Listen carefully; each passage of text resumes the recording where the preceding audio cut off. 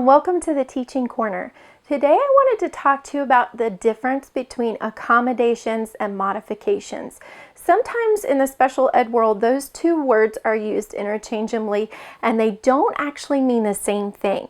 So an accommodation means that a student is learning the exact same material and has the exact same requirements as the rest of the class, but that it may be done in a different way. For example, a child might get extended time on testing. A child might write an essay on the computer when everyone else is writing it by hand. A child might be tested in a separate setting. A child might get to read the book, have the book read aloud to them instead of having to read it, but they're reading the same book and they're going to take the same test as everyone else, but it just may be presented in a slightly different way from the rest of the class. So a modification is a change in the curriculum. You're modifying the curriculum. So perhaps instead of, if they're reading, they may be assigned a completely different book from the rest of the class. They may be assigned a book on a lower level from the rest of the class. They often will not take the same test, or the test will be modified and changed, usually to make it easier for the student to do it.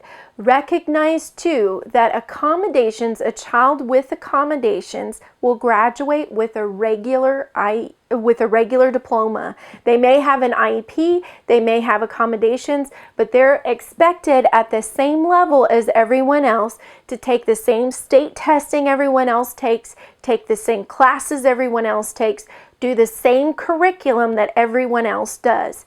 A child with modifications, depending on the school and depending on the amount of modifications, may not receive a typical diploma. I've been in various states where sometimes it was just a certificate of attendance. I've been in some where they got a diploma, but it was a different kind of diploma, maybe a workforce diploma. So it depends on your state and it depends on your particular situation. But a modification, because you are changing the curriculum, you're changing the expectation for that particular child. And that doesn't mean that's wrong. If that's where your child's at and that's where your child can be successful, then that's absolutely what you should do. But just recognize that a modification sometimes will mean that a child does not graduate with a typical diploma. So in a public school, modifications and accommodations are required to be given to any child that needs it. Under the Individuals with Disabilities Act, any child that needs special ed services is required to get them, and they have to accommodate for that child. That's part of the law. If you have chosen to go to a private school, they are not required to, by law, because it's private, they're not required to even write an IEP or to give accommodations or modifications. My recent experience, however, has been that lots and lots of private schools are recognizing that they have very bright students who may be dyslexic and that need some accommodations in order to function in the classroom, or maybe certain students with high functioning autism that are attending their school and they may need a couple of accommodations. So my experience has been that a lot of private schools now are offering accommodations, but recognize, because it is not a government institution, they can pick and choose which accommodations they will provide for your child.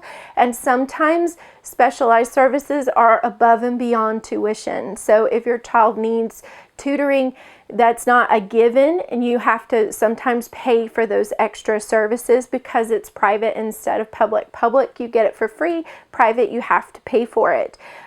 My experience has not been that anybody so far will modify if your child is at that level, unless it's specifically a school for students with a particular type of disability. So if it's a school for dyslexic children, if it's a school for students on the spectrum, then that may be, because the school is specifically designed for those types of children. So It depends on the situation in the private arena as to whether or not they'll write an IEP.